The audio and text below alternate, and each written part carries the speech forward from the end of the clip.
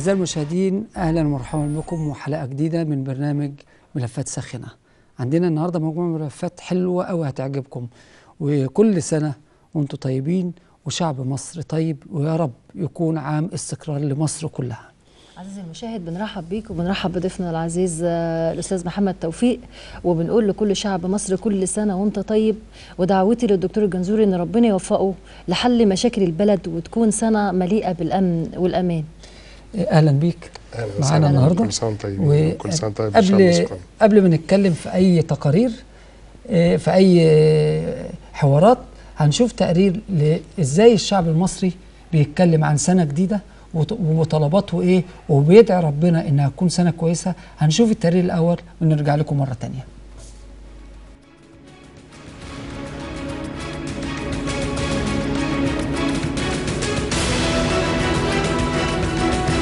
نتمنى برضو ان بحر الدم اللي شغال فتره في محمد محمود واللي كان شغال في مخصوص هيقف.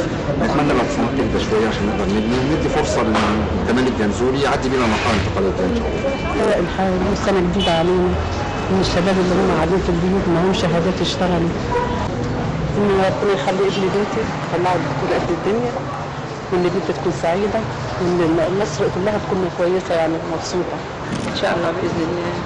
2012 تبقى سنه حلوه علينا، سنه سعيده علينا، وان شاء الله باذن الله. عايزه بقى الشباب يفرحوا كده، وننتصر على اعدائنا كده، والبلطجيه يمشوا بقى مننا بقى، يبعدوا عننا، والشرطه تنزل. اشوف الدنيا كلها سعيده، واشوف اولادي سعيده، واشوف جوزي سعيد. بالنسبه لمصر الحال يتعدل، البلد تهدى كده، والناس تشوف شغلها، ويلاقي الناس اللي هم مثلا ما فيش عواطليه، ما في شغل، في راحه، في امان وامن، الناس تخرج ما تبقاش قلقانه، والدنيا تبقى بخير يعني.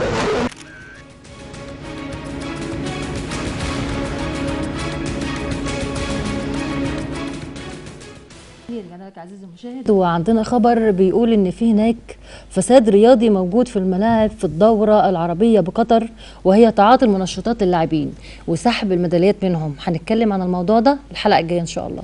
طبعا لان ده سيء جدا لسمعه الرياضه المصريه، اما يبقى في لعيبه تاخد منشطات بامر من المدربين او بامر من الاتحاد، وهناك تحقيق واسع في جميع الالعاب التي تعاطت المنشطات، وهنصور صوت وصوره معاهم ان شاء الله ونجيبها لكم الحلقه اللي جايه. في عندي فساد تاني للاسف، فساد في وزاره التربيه والتعليم. مدرسه عبد العزيز ال سعود التجريبيه، وبقولها مدرسه عبد العزيز ال سعود التجريبيه التابعه لاداره النزهه التعليميه، هناك اسوأ مما شفت. جدولين لامتحان رابعه ابتدائي مختلفين في المدرسه على الصوره اهو. يا ريت زميلنا ومخرجنا الحبيب يجيبها لنا. الاثنين مختلفين. الطالب يمتحن ايه؟ عايز افهم. واحد بايام وامتحانات مختلفه، وده بايام مختلفه. وللاسف مدير المدرسه بيقول للطلبه او للتلاميذ اشتروه من المكتبه اللي جنبي، مش هقول اسم المكتبه عشان ما اقولش اعلان. المدرسه اللي جنبي بيتباع للطالب بربع جنيه، والجدول مش متعلق في المدرسه للاسف. وبقولها مدرسه عبد العزيز ال سعود، ومدير المدرسه تخش عليه لامم المدرسات حواليه في المكتب وما بيديش اي عقد نافع. يقول لك ايه المشكله؟ ما غلطه ازاي؟ والامتحان بكره. الطالب يذاكر ايه؟ دي حاجه. الحاجه الثانيه والفساد الاكبر، اين الرقابه من وزاره التربيه والتعليم على المدرسه؟ الدروس الخصوصيه اللي المدرسين المفروض يدوها في بيوت الطلبه، وده ممنوع حسب قرار الوزاره. للاسف النهارده المدرسين بيجيبوا الطلبه في المدرسه يوم السبت الساعه 9 الصبح لاعطاء الدروس الخصوصيه بمبالغ تتراوح من 25 ل 40 جنيه الحصه. فين المراقبه؟ فين منطقه النزهه التعليميه؟ فين وزاره التربيه والتعليم؟ كل ده ملف فساد في نفس المدرسه. اتمنى من اداره النزهه التعليميه تاخد اجراء فوري، وانا هتابع، وهيكون قدام الكلام ده كله هيكون قدام وزير التربيه والتعليم. هنشوف المدرسه دي سايبه الناس، ولا طلبه بتحضر ولا اي حد بيحضر وسايبينهم في حوش المدرسه، ما حد حتى المدير مش هين عليه يقول لهم عيب خش الفصول. الى هذا الحد فساد في التعليم اللي احنا بنطالب بيه. بصراحه في فساد واضح وظاهر في حاجات كتير قوي قوي قوي. يعني موضوع يعني الفساد اللي في المدرسه دي، انا بقول وزاره التربيه والتعليم المفروض ان هي الاول التربيه وبعدين التعليم. لو سقط التربيه سقط التعليم وسقط كل حاجه، بعد كده ما عادش في حاجه ندور عليها، وفقدنا القدوه كمان. عايزين متابعه ورعايه يا امانه، بامانه للبلد دي واولادنا اللي هيضيعوا، الجيل اللي مش لاقي نور عشان يطلع عليه. المهم عندي خبر تاني عايزه اتكلم فيه للزميل الاخ محمود سعد. كنت شفت ليه برنامج من ايام قليله، يعني علقت على الموضوع بتاعه. الموضوع ان هو جايب البنت اللي هي اتسحلت في التحرير وجاي بيتكلم عنها، عاملين لقاء وحوار، فهي بتقول ضربوني بالبياده وفي 3 غرز في دماغي وسحلوني وضربوني وحاجات كتير قوي. فهو طبعا بعد كده بيعلق وبيقول فين شباب، بيلعب على وتر حساس. يعني معلش ارجوك يا استاذ محمود خد بالك ان في يعني الحتت الحساسه دي البلد ولع اصلا مش متحمله. فبيقول لك ايه يعني فين الرجاله، فين الشهامه، فين الشعب، فين الجيش، فين وفين. وبعد شويه يروح نقل على العباسيه، وبتوع العباسيه بيقولوا كذا كذا كذا. هم بتوع العباسيه دول اولاد مين وبتوع مين؟ اولاد العباسيه، اولاد التحرير، هم مصر. البنت اللي اتسحلت بنتنا وشرفنا وكرامتنا، في الاخر بيصب في بلدنا، والبلد بتاعتنا لو صاب حاجه مش بنتي وبنتك ده كل الدنيا هتتسحل. يبقى نقول في الحاجه يعني بعد اذنك، يعني المفروض الواحد عنده كلمه طيبه يقولها، ما عندوش يسكت، لان البلد مش متحمله. ولا راي حضرتك ايه يا استاذ محمد؟ والله مش محمود سعد بس، ده في تاني فساد كبير جدا. الاخ والزميل توفيق عكاشه للاسف كل شغلته ان يطلع يشتم في مخاليق الله، ويشتم في القنوات، ويشتم في الصحفيين، ويشتم في الاعلاميين. انت مين عشان تشتم؟ عمال تطالع في العباسيه وتقول كل قناه فتحت ازاي وبتمويل منين والى اخره. انت فتحت منين يا توفيق عكاشه؟ دي حاجه. انت ناس انك رحت من يومين تعمل مؤتمر في بلقاس وتم ضربك ضرب جامد جدا وهربوك من الباب الخلفي، وانت عارف يعني ايه الباب الخلفي. اجيب لك الصوره اللي انت بتبوس ايدين صفوت الشريف يا توفيق عكاشه قبل ما تشتم الناس وقبل ما تحدف بالطوب. انت بيتك من ازاز. فرجاء احترم الاعلام، والاعلام مش كده. الاعلام يا تقول كلمه طيبه يا تقول حاجه هادفه يا ما تتكلمش خالص. الحاجه الثالثه قناه الام بي سي، وبقولها قناه الام بي سي اللي في العباسيه، جات العربيه بتاعت القناه وفيها المراسل ومعاهم بنتين 2 3 مراسلين فتحوا ونزلوا وقاموا مسجلين مع بعض داخل ميدان العباسيه، سجلوا مع بعض ورفضوا يسجلوا مع الجمهور. انا بنفسي رحت قلت له هو ده الاعلام؟ ان انت جايب ناس مأجرهم او ناس بيشتغلوا معاك عشان يقولوا الكلام اللي انتوا عايزين تقولوه او اللي عايزين تنشروه، وتقول ان دول من جمهور العباسيه او من جماهير العباسيه؟ طبعا لما شديت معاهم وقلت لهم ان انا اعلامي زيكم وعيب ده مش الاعلام، ركبوا العربيه وهربوا. وهجيب لكم الصوره الحلقه اللي جايه ان شاء الله من اللي سجلوا معاها، وهي موجوده معانا حاليا، بس هطلع لكم الحلقه اللي جايه. انا عايزه اقول حاجه معلش بعد اذنكم، الشعب بتاعنا مش غبي، الشعب بتاعنا فاهم كويس قوي كل حاجه، والله فاهم والله فاهم والله فاهم، وعارف من الصح وعارف من الغلط. بس بالراحه لهم، لازم يكون في صدق شويه في اي حاجه بنقولها او اي حاجه بننزلها، لازم يبقى في الصدق. النهارده الشعب بيتخبط، مش عارف يصدق مين ويكذب مين، الاعلام ولا الصحافه، مين يا جماعه؟ قولوا لي احنا فين، احنا صح احنا غلط؟ ودي مصيبه، دي كارثه ان احنا مش قادرين نوصل الصدق للناس. لازم نتقي الله عشان بلدنا وعشان ناسنا. طبعا الاستاذ محمد توفيق، سمعت الاعلام وسمعت التعليم، وحضرتك طبعا عايش بره، ويا ريت تقول لي ايه رايك في الاعلام المصري وفي التعليم في الفقرتين اللي احنا اتكلمنا فيهم. هو الحقيقه انا يعني الكلام اللي بتقوله ده فكرني بحاجات حصلت مثلا في الثمانينات في بريطانيا. كان في لو تفتكروا واحده كانت اتحبست في بولندا عشان خاطر طلعت شويه اسرار عن الدوله، وخدت 6 اشهر حبس عشان طلعت ان في مصانع بتاعت صواريخ بتقفل. والاعلام هاج البريطاني والفرنساوي ضد بولندا وضد المظاهرات اللي هو الجيش او الشرطه بتحاول ان يقع معاها. جاء في بريطانيا حصل نفس الحكايه مع واحد وزير اسمه ليون بريتن. كانت واحده برضه طلعت شويه معلومات وحصل لها نفس اللي حصل بالظبط للي حصل للست اللي طلعت معلومات في بولندا، والقاضي حبسها 6 اشهر، نفس الحكم هو. فلقينا الاعلام هنا بيتكلم على ان دي الديمقراطيه، لان دي طلعت اسرار الدوله، انما بتاعت بولندا ما طلعتش اسرار الدوله. فهنا جت في كاتب انا ناسي اسمه، هو كان بيكتب في الجارديان وكتب حاجه اسمها الكريبين بوليس ستيت. يعني ايه الكريبين بوليس ستيت؟ يعني ان الدوله داخله بدل على ما هي ديمقراطيه، داخله على ان البوليس هو اللي ماسك الدوله بيتحكم فيها، والاعلام مع الكلام ده. هو يعني ايه؟ يعني الاعلام بيحط للبني ادمين ايديولوجيكال بلينكرز. ايه هي الايديولوجيكال بلينكرز؟ اللي هو التعتيم الاعلامي. البلينكرز دي اللي الحصان بيحطها له على وشه، اللي بيبص في اتجاه واحد كده ما فيش لا يقدر يبص يمين ولا يقدر يبص شمال. فللاسف احنا الاعلام بتاعنا بقى زي المنابر، كل واحد عنده منبر بيركب الايديولوجيكال بلينكرز ديت للبني ادمين اللي بيتفرجوا عليه. ودي حاجه في منتهى الخطوره. ليه؟ احنا هنلاقي ان الشعب انقسم على بعضه، وكل واحد له مدرسه بيعملها، ناس هتتبعه، والناس اللي شايفه الكيف بتاعه. يعني انا شايف ان في ناس مثلا بتقول لك ان ده التحرير هي سبب وقوف البلد، وفي ناس بيقول لك العباسيه هي سبب وقوف البلد. انا لا اعتقد ان البلد متوقفه بسبب الحاجات ديت. البلد تقدر تمشي، والبلد لو مشيت هتمشي الاحسن. احنا اهم حاجه نفكر في مستقبل البلد، ونفكر ازاي المستقبل ان احنا بتاع الاقتصاد بتاع بلدنا، لان الاقتصاد هو اللي هيحرر العقول بتاعتنا. لو كل بني ادم بياخد حقه في البلد ديت، هنقدر نحرر عقول الناس، وهنقدر نقول لهم يا جماعه الكلام ده غلط. احنا زانقين الشرطه وبنقول لهم يا جماعه الشرطه دلوقتي والبلطجيه. طيب ما احنا برضو الاعلام ساعات الشرطه بتروح تهاجم شويه بلطجيه. يعني لو تفتكروا مثلا في ميدان التحرير كان في مره المتظاهرين مسكوا واحد ضربوه، الناس ضربوه. لو الشرطه عملت كده في البلطجي هيهيجوا على الشرطه. فاحنا لازم الاعلام يبقى امين. امين ازاي؟ ان احنا بنحافظ على بلدنا.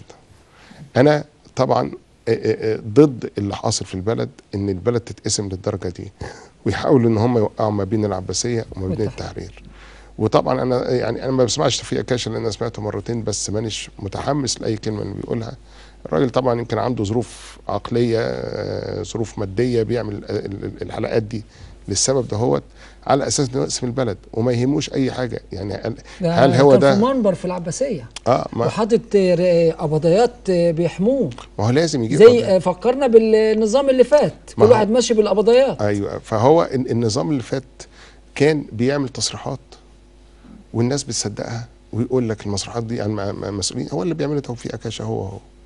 يعني انت لسه بتقول انا ما اعرفش اذا كان عنده صوره بيبوس فيها ايد صفوت الشريف ولا لا. هتيجي هنجيبها. انما للاسف لو كان هو فعلا عمل كده، طب ازاي بيتكلم على نفسه ان هو راجل حر وهو كان عبد للنظام القديم؟ وبعدين احنا مش عايزين النظام القديم يرجع، احنا عايزين ان احنا نبص لقدام. واتمنى ان ربنا يوفق الدكتور كمال الجنزوري في الخطوات اللي هو بيعملها، على اساس ان يبتدي الاقتصاد بتاعنا يتحرر شويه. والاقتصاد مش هيتحرر غير الفكر متحرر، ومش ان الاعلام يحاول يعتم ويقول لك التحرير مسؤول عن العطله او العباسيه مسؤوله عن العطله. العطله مسؤوله على المخاخ اللي موجوده جوه الحكومه لغايه دلوقتي. فلازم نحرر المخ والعقول اللي موجوده جوه الحكومه، على اساس ان احنا نقدر نمشي بلدنا اكتر.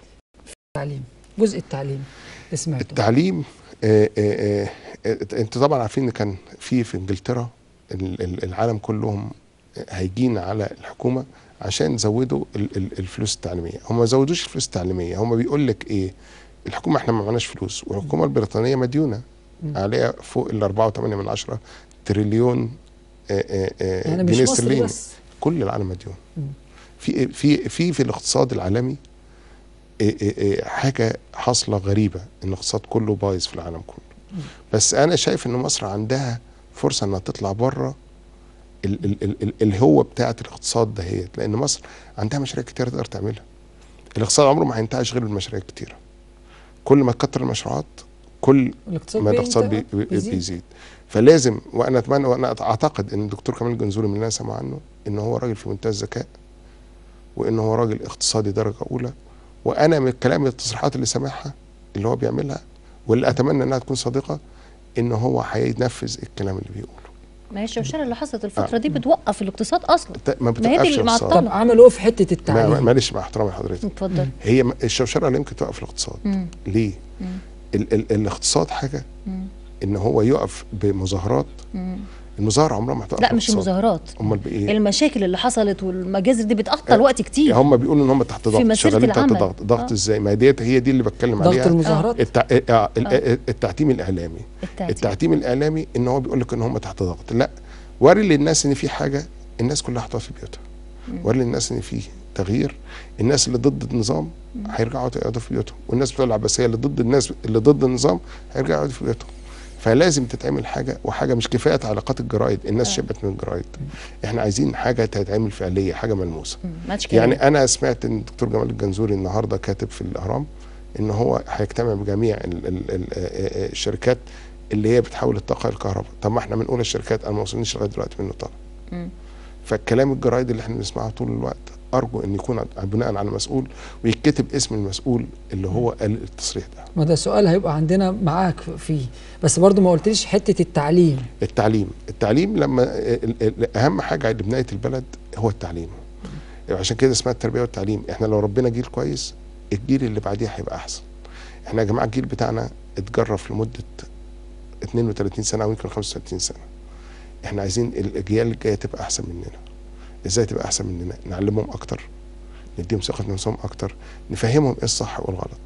انما انا عشان خاطر اكسب 25 قرش من طالب زي ما انت بتقول، اروح هقول له اشتري من الحته الفنيه والاقي جدولين مختلفين. ده كارثه لو في البلد اكتر من نوعيه دي تبقى كارثه البلد. يعني دي كارثه. هل النهارده ومش كده، هل ده تعتبر في الكارثه مش دي. بينهم الكارثه مش ما انا دي. بقول لك لو اكتر من كده هتبقى هي الكارثه ايه؟ مش دي. الكارثه ان مدير المدرسه لم يجد يقول لي غلطه يعني ايه؟ طب ايه اللي عملته عشان صح الغلطه؟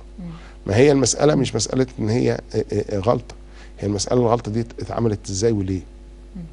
وايه المسؤول عنها؟ ولازم يحصل تحقيق، لازم يبقى في رقابه. وازاي انت تسمح ان ده يتباع في مكتبه، والمكتبه ختمه بختم المكتبه وبمضه الراجل مختلفين. ده حاجه وده حاجه. الختم هو هنا وهنا، لكن الجدول مختلف. ما هو لازم الموضوع ده يحصل فيه تحقيق، ولازم التحقيق ده يتحاسب فيه عليه مدير المدرسه.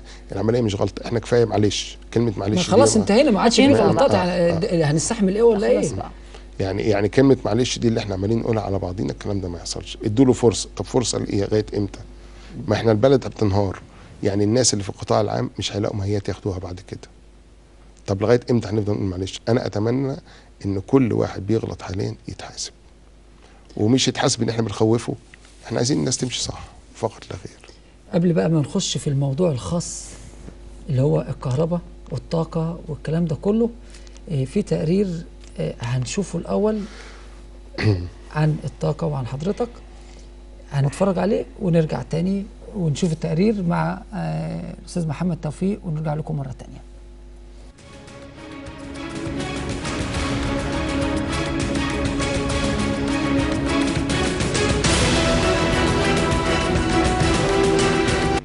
محمد توفيق صلاح الدين رئيس مجلس إدارة شركة جلوبال للطاقة المتجددة والبيئة، وهي مجموعة شركات عالمية للطاقة المتجددة في مجال استخراج الكهرباء النظيفة من القمامة، وهي المخلفات الصلبة والخطرة، وأيضا بها مشاريع أخرى وهي تحويل الغاز الطبيعي إلى كهرباء. وحل أزمة الكهرباء في مصر وتحويل القمامة إلى كهرباء يعتبر أقوى مشروع عملاق يخدم مصر وينهي أزمة انقطاع الكهرباء عن الشعب. محمد توفيق صلاح الدين من الذين وقفوا بجانب الثورة وقدم لها الدعم القوي، ونزل بنفسه إلى ميدان التحرير ووقف بجانب الثوار ودعمهم بالعلاج والمال والغطاء من أجل استمرار نجاح الثورة واستقرار مصر. إنه فعلا رجل بمعنى الكلمة، والآن يقدم لمصر أكبر مشروع عملاق الذي يخدم مصر وإنهاء أزمة البطالة. فهل ستتعاون معه الدولة لنجاح مشروعه العملاق في تحويل القمامة إلى كهرباء؟ نتمنى نجاح هذا المشروع وخروجه للنور مع محمد توفيق صلاح الدين.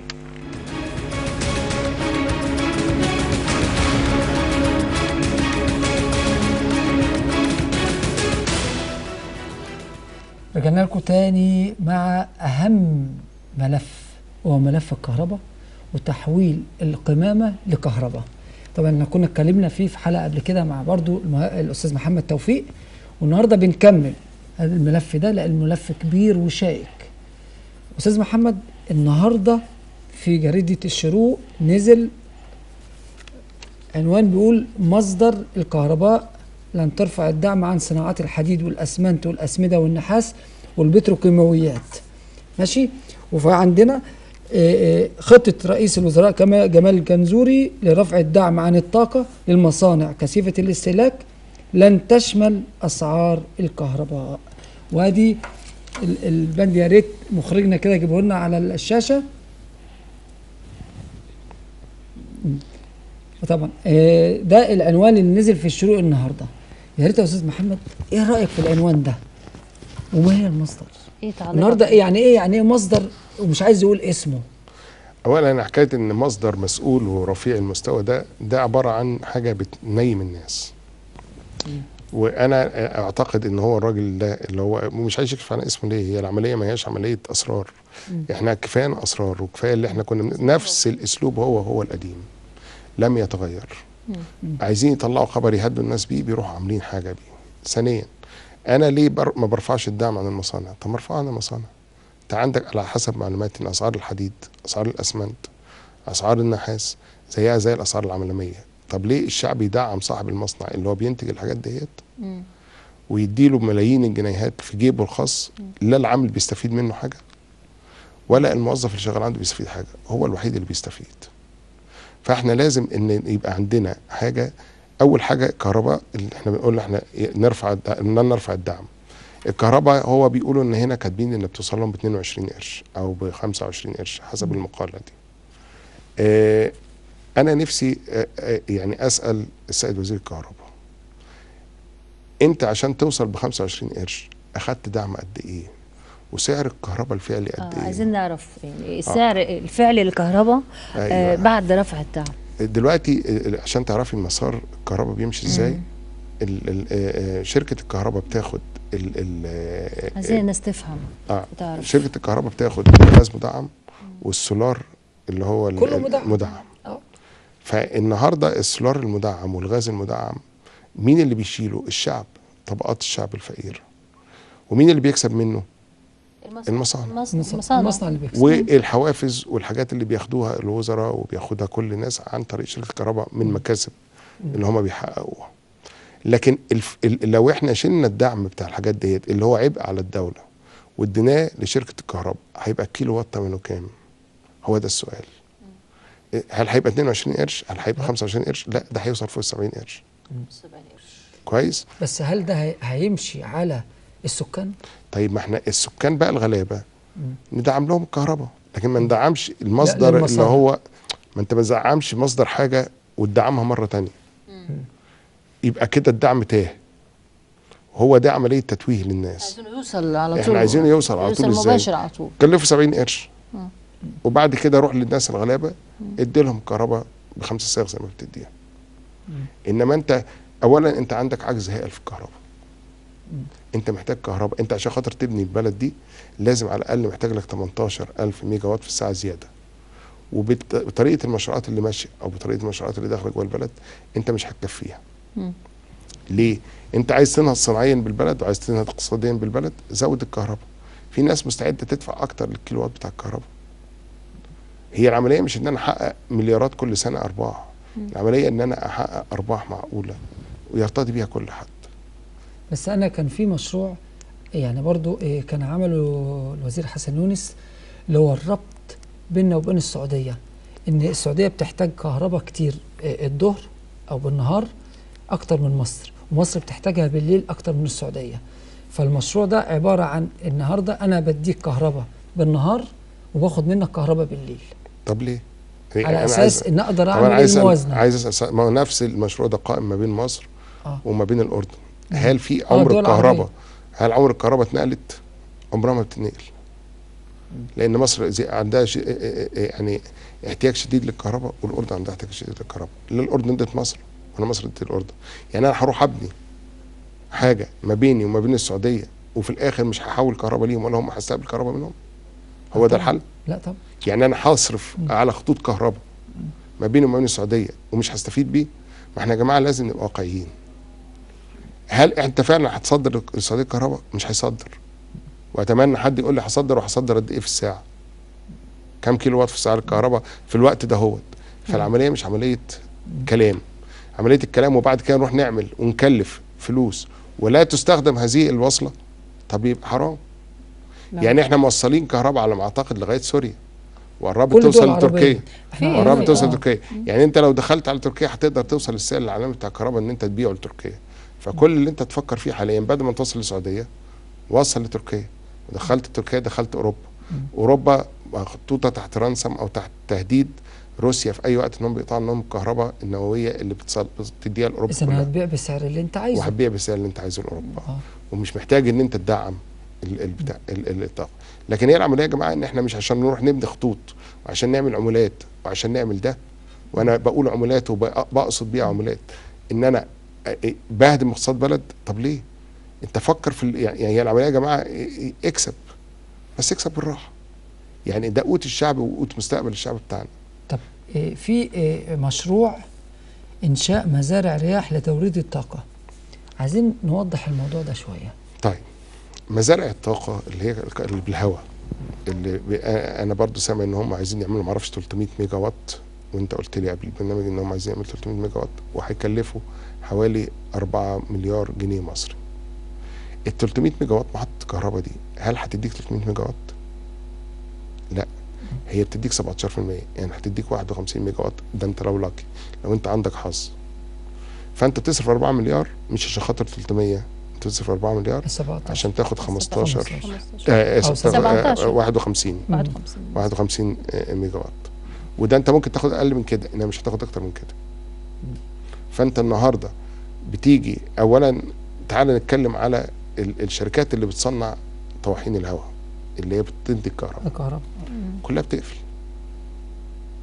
طب ليه تكلف 4 مليار؟ ما تروح تشتري لك شركه من اللي قفلت، خدها بمعداتها كلها، مش هتكلفك 100 مليون ويعمل 2000 ميجا وات، وهكلفك اقل بكتير لما تشتري المصنع نفسه. انما العمليه ما هياش مناقصه. طب ليه ما قدمتش المشروع ده او الكلام ده في ورق رسمي؟ لان هم بيعملوا المناقصه على الكهرباء لشركه معينه، يعني بيجي يعمل لك كراسه الشروط وعارفين انهي شركه اللي هتاخدها. فهي العمليه انا ما اقدرش اروح اقدم على حاجه وانا عارف ان في كومبيتيشن عاليه جدا وفي شركات بتدفع من تحت، انا ما اقدرش ادفع من تحت الترابيزه. طيب ولا هقدر ادفع من تحت الترابيزه. طب ايه اللي ممكن تعمله مصر للخروج من بأزمة الطاقة؟ اولا في مصادر كتيره جدا لازمه الطاقه.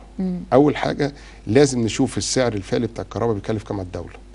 ولازم مسؤول يطلع يفسر للناس احنا بندعم بقد ايه، ولو شلنا الدعم ده الكهرباء هتكلف كام. ومش دعم الكهرباء، انا بتكلم على دعم الغاز ودعم السولار اللي هو بينتج الكهرباء. كويس؟ فاحنا لو شلنا الدعم هنعرف سعر الكهرباء الفعلي اللي هم كله مغمض عينيه عليه. والكل يقول لك الله ما هو بياخد سعر الكهرباء بكده ليه ياخد منك اغلى؟ هي لا، هي ما فيش حاجه اسمها ياخد سعر الكهرباء بكام، هي في حاجه اسمها السعر اللي انت بتنتج بيه الكهرباء، الماده اللي بتاخدها عشان تنتج بيها الكهرباء بتكلفك كام. ونشوف هل في شركات بتدي ارخص من السعر ده ولا اغلى. ان شاء الله تاخد من شركه بالسعر ده وتاخد من شركه بسعر تاني، ايه المانع؟ المهم ان انت هيبقى اقل من الدعم اللي انت بتدفعه لتوليد الكهرباء. ثانيا لازم نبص على البدائل اللي هي الطاقه المتجدده. الطاقه المتجدده لها كذا صوره، قلنا الرياح منهم، والرياح دي كله النهارده جميع المصانع بتقفل، فما هياش النهارده الرياح انا مش ضامن ان يبقى موجود رياح عندي على طول. صح. يعني النهارده شده رياح جامده هتشتغلوا كويسه، غير لو ولدت رياح بالكهرباء وهتكلفك اكتر. طب فهي ما تنفعش، فمش مضمونه، ما هياش مضمونه، مش مضمونه وضعيفه. ثانيا انت في اوروبا، اذا كان اوروبا ما بياخدوهاش اللي هي الرياح عندهم شديده اكتر منها بكتير جدا. ابتدت المصانع دي بتقفل بتاعت اللي هي طواحين الهواء، لان هي ما لقوهاش ان هي لها زوجه، مش مجديه يعني، ما هياش مجديه. يبقى عندك فيه لازم وسائل تانية. يعني هشرح لك مثلا في وسيله احنا اتكلمنا فيها مع سياده الوزير عبد الله غراب. انت عندك ان الغاز بيبقى طالع داخل جوه مواسير الغاز على ضغط عالي جدا، اللي هو ضغط حوالي 70 بار او 60 بار. ده الضغط موجود جوه الانبوبه 60 او 70 بار. البار ده وحده ضغط. لما بيجي الغاز يخش عندك في البيت او يخش في حته تانية لازم يتخفض. فيتخفض ازاي؟ انك بتخليه من 70 بار او 60 بار تدخله على 1 بار. فعمليه التخفيض دهيت، الغاز هو سائل بيبقى ساقع جدا، فلازم له محطات اسمها محطات تخفيض الغاز.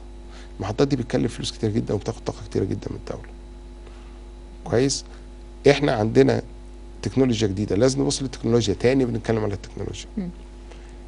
وقعدنا مع ناس في شركه الاي غاز، الجاز اللي هي الشركه المصريه للغاز الطبيعي، وقعدنا مع مستشارين ورحبوا بالفكره جدا وعايزين ان هم يتفاهموا معانا. كان في المدير للسيد حسن المهدي ما رضيش يمضي معانا لما ذكرت ولا عايز يعمل معانا اي شيء. ليه؟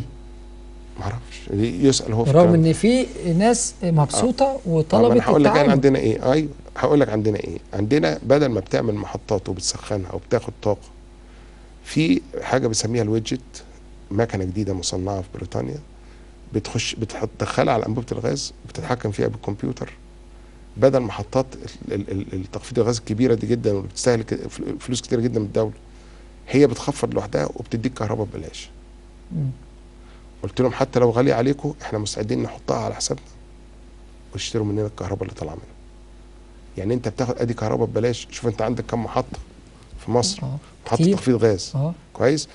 كل ده هتبدله ان انت بدل ما بتصرف عليه فلوس انك بتاخد منه كهرباء ببلاش. يبقى انت كده وفرت كهرباء. توفير توفير كبير. ثانيا ايه الطاقه المتجدده تاني؟ مع ان في ناس قعدت معاهم في وزاره الكهرباء وفي شركه الكهرباء، وللاسف الناس مديرين بيقول لك لا القمامه ما تعتبرش طاقه متجدده. هل القمامه بتخلص؟ لا طبعا ما بتبقى متجدده، ده ده الطاقه اللي متجدده، ده القمامه اللي متجدده. هي متجدده اكتر حاجه في مصر ما احنا اتفقنا ان دي طاقه متجدده.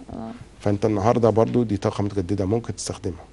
ثانيا انت النهارده بدل ما تجيب اللي هو الجنريتور اللي هو بيلوث الهواء وبيعمل مشاكل في الهواء، طب ما انت ممكن تجيب شركه بدل ما انت بتدفع على حساب وبتبني محطات على حسابك، طب ما انت وفر كل الكلام ده وهات شركات تبني لك محطات كهرباء واتفق معاهم على سعر الكهرباء. انه احسن سعر هتاخده. مش ضروري تعمل مناقصات. انت عندك عجز في الكهرباء. انت الحوض العائم بتاع قناه السويس وقع ليه؟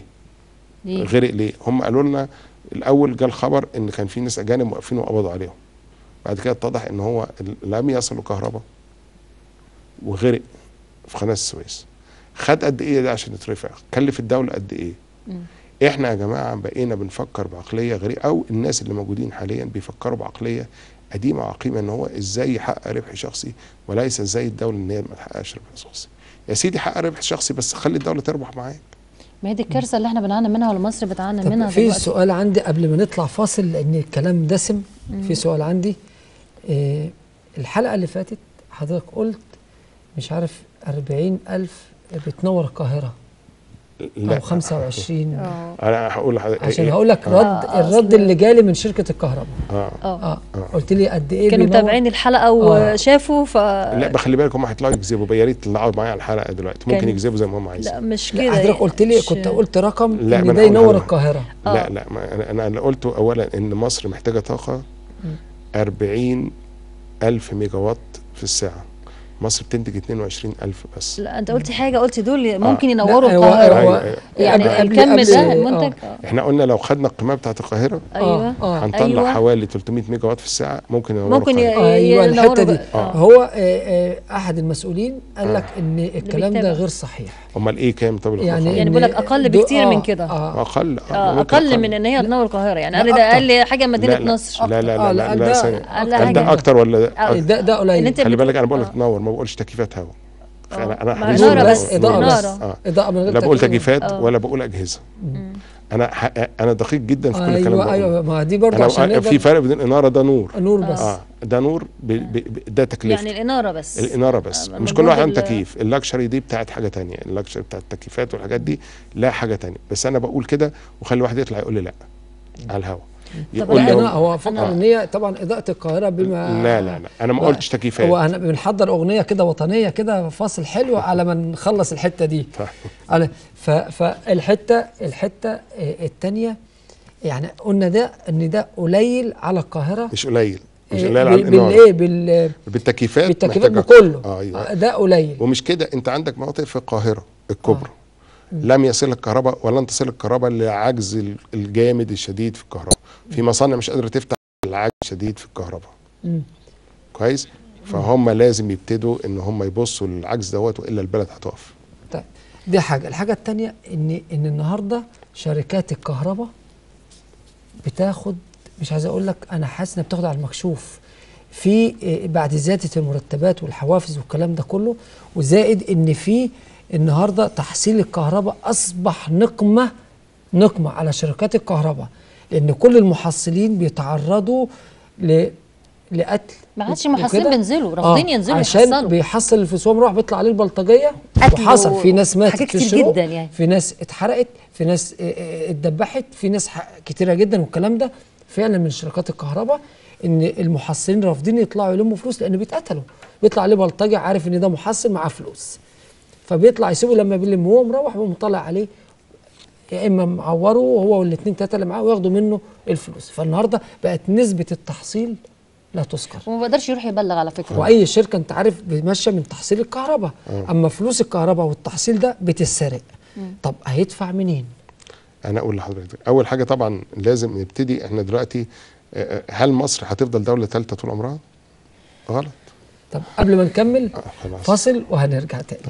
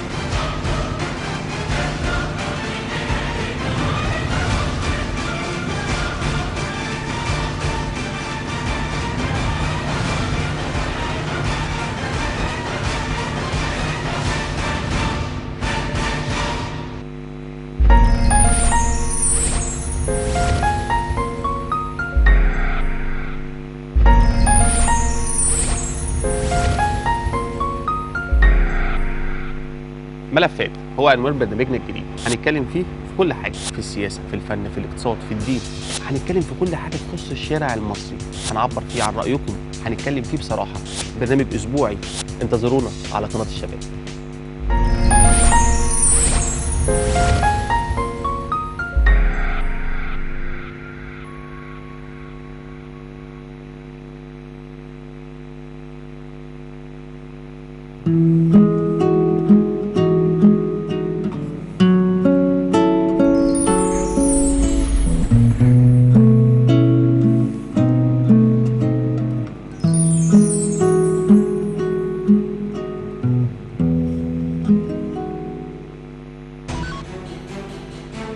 مصر تاج العلاء على كل الرؤوس. 6 سنوات من الذل والمهانة ضاعوا عندما سقط العلم الإسرائيلي. أي مشكلة، أي حكاية لازم تبعتوها لنا عشان نقولها.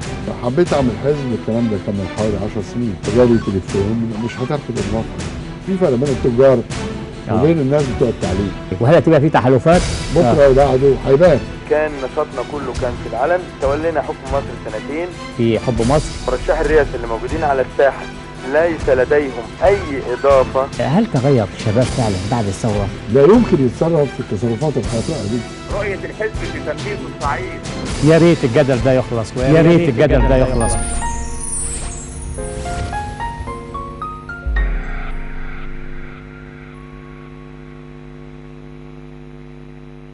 دي أول فرحتي من يوم خطوبة بنتي، ومن غير ما نفكر قلنا الموبيليا من سيد سعد.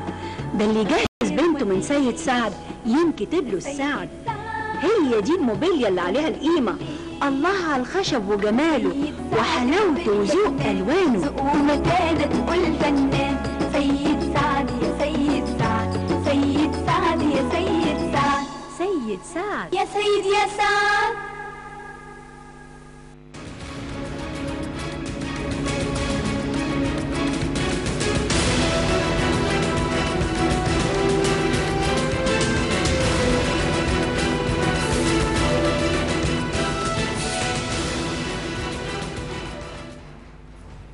رجعنا لكم تاني مع الاستاذ محمد توفيق في اشد ملف، واكيد انتوا شفتوا يعني من كتر الحديث عنه وقد ايه هو شيق وقد ايه طبعا الناس فاهمه وبتتكلم بالمنطق وبالكلام المعقول.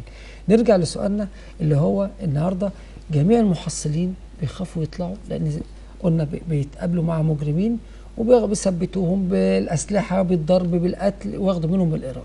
اقل محصل بيقول لك ممكن يوصل ل 20 و30 الف جنيه بيحصل في اليوم. اما يطلع بلطجي ياخد منه وياخد من ده وياخد من ده، بقى في ازمه سيوله في شركات الكهرباء. طب هيدي مرتبات منين؟ وزائد ارتفاع بعد زياده المرتبات والحوافز وكل الكلام ده هيجيب منين؟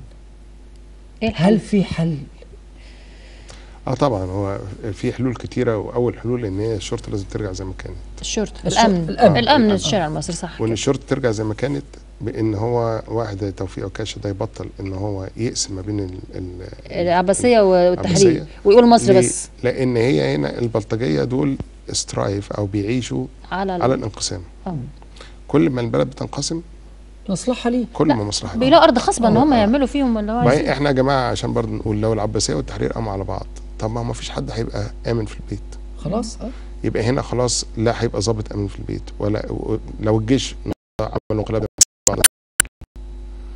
ايه اللي هيحصل؟ البلد لا فعلا يبقى انا من التحرير وانت من العباسيه. عاملين الاول وقعوا ما بين المسيحيين ما نجحش قوي، ابتدوا دلوقتي يعملوا ما بين التحرير والعباسيه، ابتدوا طب ليه احنا هنوصل لحاجه ان الشعب بتاعنا يقف ويقوم يقتلوا بعض وتحصل حرب اهليه؟ عشان دي فئه قليله عايزه تفضل الوضع افتعال الاحداث. النهارده في افتعال احداث عشان الانقسام. هل اللي احنا عايزين نقوله يا جماعه لازم يبقى في حاجه اسمها عداله اجتماعيه، البلد بتخلق يبقى الامن الاول بعدين العداله، بعد كده العداله الاجتماعيه. العداله الاجتماعيه النهارده اللي مش شغال لازم ياخد فلوس. احنا بلد ما احناش فقير. يعني ايه اللي مش شغال ياخد فلوس؟ يعني اللي ما بيشتغلش لازم الحكومه تساعده، لا اما هيسرق. ما هو فيش قدامه غير كده. يعني النهارده الحكومه تساعد زي على ما اظن في امريكا اللي عاطل بياخد مبلغ في كل العالم شهري لغايه ما يشتغل في كل العالم. مش في امريكا، في كل العالم اللي ما بيشتغلش بياخد، والدوله لازم تحاول ان هي الدوله دي مسؤوليه الدوله. يعني كان بتطلع افلام زمان يقول لك الشعب ماسك في ايدين الحكومه. طب ما يمسك ايدين الحكومه، ما هو الحكومه ثانيه واحده، ما هي الحكومه بتاخد فلوس عشان تاخد الشعب لبر الامان. انما ماسكين في ديل الحكومه كل واحد عايز قاعد سلطان في بيته. لا، احنا ما بنقولش كده، احنا بنقول الشباب اللي موجوده حاليا احنا عندنا قوه بشريه هائله، عندنا مشروعات ممكن تتعمل في البلد دي ما فيه الكفايه ان هي تخلي كل شاب في البلد دي يشتغل، ونبقى دوله عظمى زي الصين وزي الهند. اللي مش عايز يشتغل هيترمي بره البلد. طب في نقطه، ما النهارده لو انا باخد فلوس وقاعد من غير شغل والدوله بتديني فلوس مش هشتغل، هفضل قاعد مبلطج فيها. ما هو ثانيه واحده، اول حاجه يبقى فيها دراسه بقى، يعني الموضوع ده بناء عن دراسه وبحث. صح. عمليه مش عمليه عشوائيه. لا. انا النهارده لما اجيب واحد اديله فلوس لازم ادخله على برنامج تجريبي هيكون ينفع البلد. يعني لازم اعمل له المشروع اللي هيشتغل فيه قبل ما اديله فلوسه. ما هو اوريدي ما بياخدش فلوس، بس انا عشان خاطر اشيل البلطجيه من الشارع لازم اجيب حاجه اسمها اصدقاء الشرطه. لازم الاعلام يخش يفهم الناس ان الشرطه حتى لو تجاوزت الايام ديت لازم تتجاوز شويه، بس مش تتجاوز ان هي تروح تقتل بتوع التحرير. لا تتجاوز انها تموت البلطجيه. أنا لو موت البلطجيه تموته. يعني انا انبسطت ان هي موضوع ان السيده زينب، الناس اللي هم الضباط خدت براءه، مع كل احترامي مع ان انا مع بتوع التحرير، لان اللي رايح يهجم على اسم السيده زينب ده رايح يهجم عليه ليه؟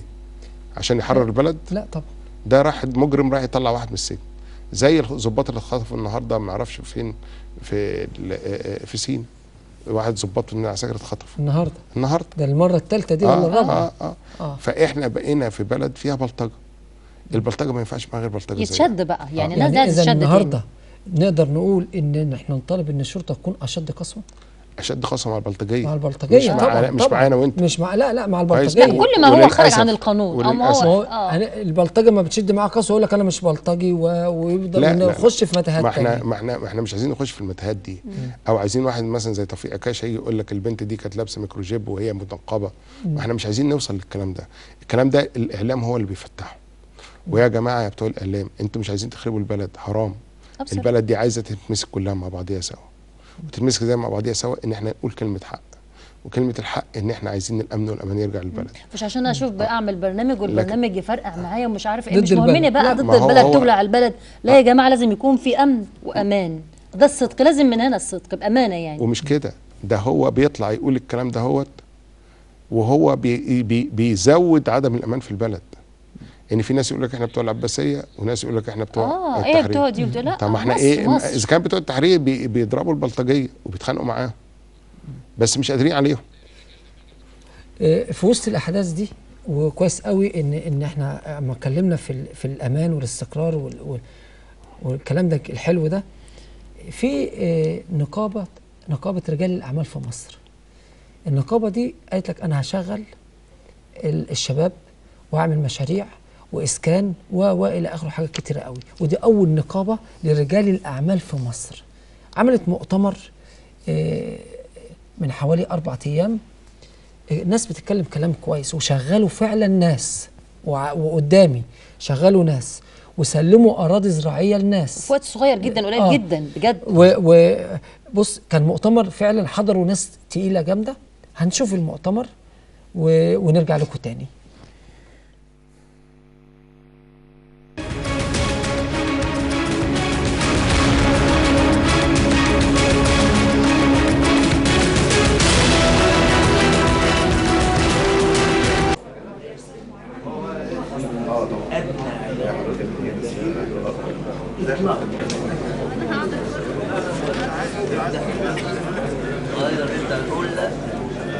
يحمل فيها رجل الأعمال مسؤوليته ويعرفها جيدا في هذه الفترة من أجل مصر قوية بنية واقتصاد.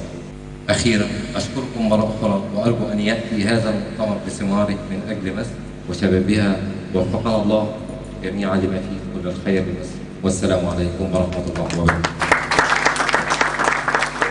كل الناس اللي لبوا نداءنا في الاجتماع بعد ولادة نقابة رجال الأعمال لخدمة أبناء مصر والخروج من الأزمة الاقتصادية بتاعتنا. وإن شاء الله هنقدم النهاردة في الندوة بتاعتنا أهم الخطوات اللي مشيت عليها النقابة، من أهمها بناء اقتصاد مصر. السلام عليكم ورحمة الله وبركاته. أشكر الله عز وجل أن أتيحت لي الفرصة لنقدم تحية خالصة لكل شهداء ميدان التحرير وميادين مصر الأخرى، سواء من الشعب أم من عناصر الشرطة الذين دافعوا عن مبادئهم وقصمهم تجاه هذا الوطن، والذين قدموا جميعا أرواحهم الطاهرة عن طيب خاطر حتى نستطيع جميعا متكاتفين أن نجتمع على قلب رجل واحد لمناقشة معوقات الاستثمار العقاري ومحاولة الوقوف على إيجاد حلول إيجابية لدعم ذلك القطاع الهام في اقتصاد الوطن. رجال يعشقون تراب مصر الغالية، وهم رجال شرفاء لا يبغون شيئا ولا شهرة ولا مال لغاية يبغون مصلحة شعب مصر الكريم، وهم السيد الأستاذ رئيس النقابة المهندس عاطف فاروقان، والسيد الأستاذ عادل الكيف، والسيد الأستاذ فريد شلبي، والسيد المهندس سعيد، والسيد المستشار عمر مصر، والسادة أعضاء النقابة، والسادة رؤساء اللجان. ونحن اليوم في أول اجتماع لنقابة رجال الأعمال. رجال الأعمال في محافظة القليوبية والشرقية.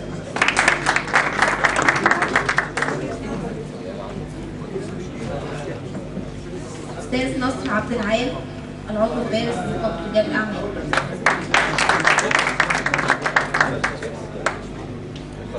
الأستاذ محمد الششتاوي، أمين عام محافظة المنوفية. والله البنية الأساسية بيقابلها مشكلة هي مفتعلة، أنا بعتبرها مفتعلة لأن البنية الأساسية سهلة جدا. من مقومات البنية الأساسية إن تكون كابلات كهرباء، صرف صحي، مية عذبة للشرب، والثلاثة بينتج شغلهم من مصانع مصرية، سواء كانت كابلات، سواء كانت مواسير صرفة، سواء كانت مواسير ده بينتج في مصر. واحنا الحمد لله من الدول اللي لديها عماله ولديها معدات والات، مش محتاجين ان احنا نستعين بعماله خارجيه لعمليات الحفر، فبالتالي برضه سهل جدا ان احنا بنعمل عمليات الحفر. وما شاء الله العامل المصري بيبقى سريع جدا في عمله وبينجز اعماله ويستعان من الاعمال المصريه بتاعتنا من مصر وتروح تشتغل في الخارج. الاعمال المصريه مدربه وعارفه هي تقدر على اعماق قد ايه تعمل التمديدات وهذه التوصيلات. فمن السهل جدا حل هذه المشكله. المصانع اللي بتنتج المواد الاوليه مصريه مصريه بياخد المنتج المصري بالظبط. هي فيها منفعه ان صاحب المصنع اللي بينتج المواسير بتاعت ميه الشرب هيشتغل، صاحب مصنع الصرف هيشتغل، ويورد الحاجات دي مع المحافظه اللي بيقام فيها المشروع اللي هي تمديدات البنيه الاساسيه، ويحاسب البنك ممكن على دفعات والبنك يقسط على المحافظه الدفعات.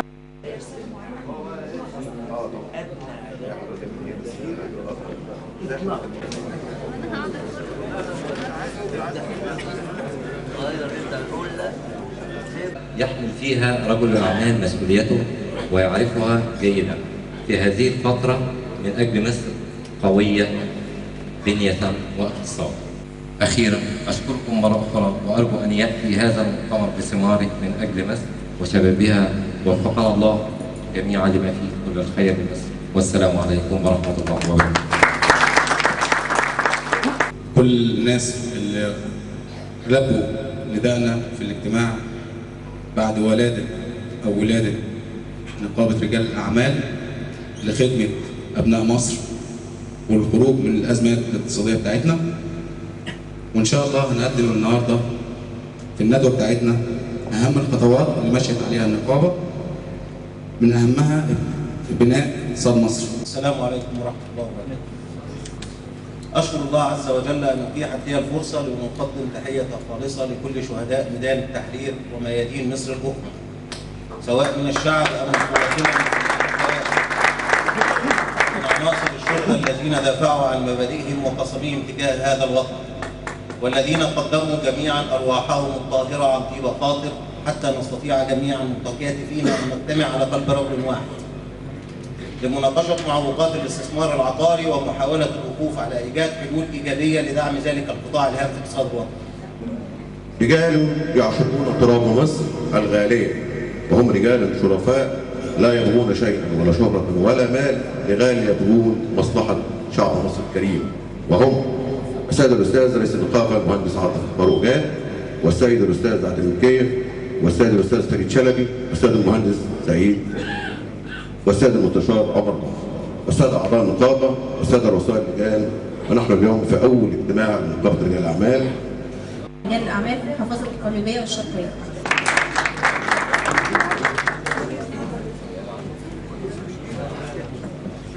أستاذ نصر عبد العال، العضو البارز لنقابة رجال الأعمال.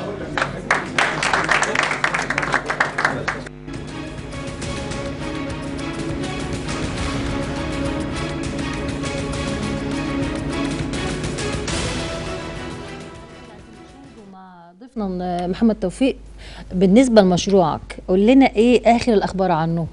مفيش اخبار خالص، اللي هو تحويل القمامه الكهرباء خالص، رغم ان انا شايف تصريحات غير عاديه من سياده رئيس الوزراء كمال الجنزوري بيقول ان هو هيجتمع مع الشركات، انما انا خايف لا تكون دي تصريحات جرايد زي كل مره ومفيش فعلا حاجه جديه. مفيش حاجه جديه. ما رحتش واستفسرت وكده؟ والله احنا المفروض ان احنا نتقابل مع السيد جمال الجنزوري، لسه ما تحددناش ميعاد بالظبط لغايه دلوقتي امتى هنتقابل معاه. يعني طلبتوا بالاجتماع معاه؟ طلبنا. وحدد ولا لسه؟ لا ولا تحدد حاجه ولا اتقال امتى؟ هو المفروض انه يعني يبقى في شهر يناير، بيقولوا قال في شهر يناير، بس بعد ما الانتخابات اللي هي المرحله الثالثه تخلص هنحاول. بس ده تاخير، ده يا ريت برضه في ناس عايزه تستفسر شويه عن المشروع. المشروع بتاعنا عباره عن ان احنا بنحول القمامه بدل دفنها، وبدل ان هي بتبوظ المياه الجوفيه، وبدل ان هي بتبوظ الاراضي، بناخد القمامه وبنحولها الى كهرباء بتستغلها الدوله في ان هي تعمل مشروعات اقتصاديه عديده، وبتساعد على العجز اللي موجود في الكهرباء اللي في البلد. مصر القاهره بتطلع 5000 طن قمامه في اليوم، ده ممكن يدينا ما بين 300 و 350 ميجا وات في الساعه. 350 من بين 300 و 350 ميجا وات في الساعه. ممكن اقل، هو على حسب درجه اللي هي المويست، اللي هي الزباله مبلوله قد ايه. فلو الزباله مبلوله يمكن في فرق بين الزباله ناشفه والزباله طبعا عشان مبلولة؟ حرق، انت بتحرق تاخد وقت المبلوله. ثانيا المشروع بتاعي لا بيطلع سموم ولا في مدخنه ولا في اي شيء.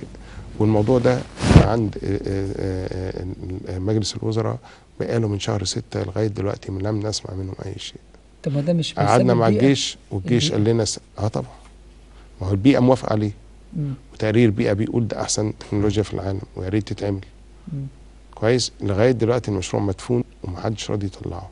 احنا سامعين بيقول ان سياده الوزير، سياده رئيس الوزراء، ان هو هيجتمع مع جميع الناس اللي هي بتحول القمامه الكهرباء، ان هو بيخصص اراضي لكذا.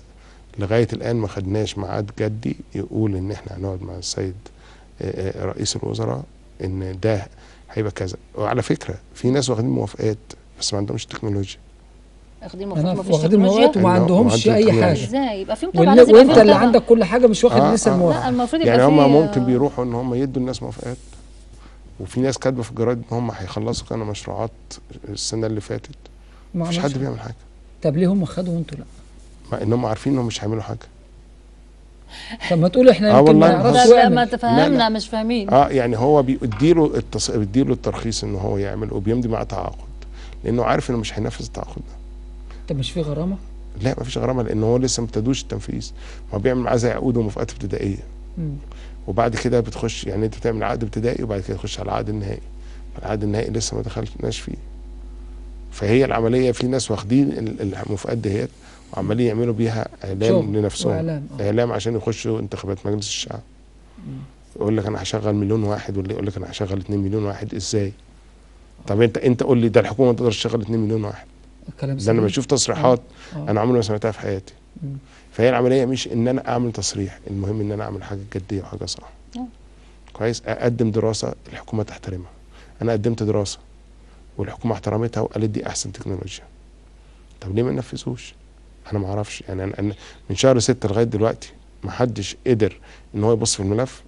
ما هي عند سياده الدكتور سامي سعد زغلول اللي هو ماسك السكرتير العام بتاع مجلس الوزراء، يطلعوا من المكتب ويعرضوا على السيد الجنزوري. بنسال احنا بنتمنى يعني بنتمنى ان الموضوع يتحرك يعني، ونتمنى ان ده يخرج مشروع حلو زي ده، يخرج للنور من الادراج المغلقه. يا ريت يتم مناقشه الموضوع جديا اذا كان في مصلحه لمصر، وانا متاكد ان هو في مصلحه لمصر، ويتم التنفيذ فيه فورا، لان دي مصلحه لمصر، للبيئه وللكهرباء وللشعب وكل حاجه. مع كل احترامي ليك، ده احنا من ساعه ما نبتدي يعني نوقع الاتفاقيه البدائيه لغايه النهائيه ممكن تاخد لها سنه، وبعد كده كمان سنه عشان تبني.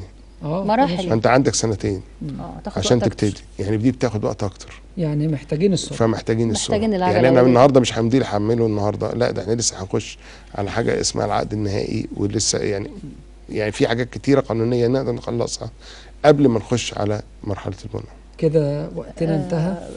عزيزي المشاهد، احنا بنشكرك بعد ما شفنا واستمعنا وتابعنا في حلقتنا النهارده. بنشكر الاستاذ محمد توفيق وجميع العاملين معانا خلف الكاميرا. تعالوا نبدا بتصحيح وتاهيل كل ما هو نستطيع صنعه من اجل ان نتخطى الظروف الصعبه في مصر بعهد جديد مفروش بالامل والعمل. بنشكرك عزيزي المشاهد وشكرا والى اللقاء. شكرا.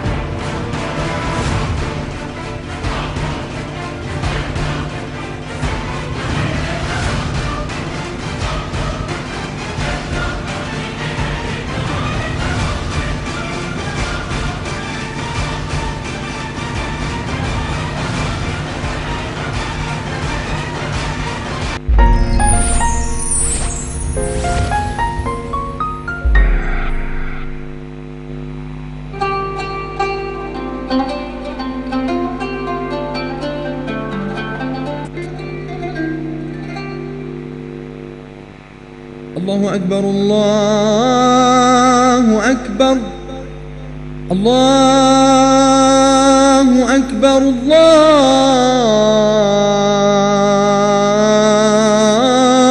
الله أكبر. أشهد أن لا إله إلا الله.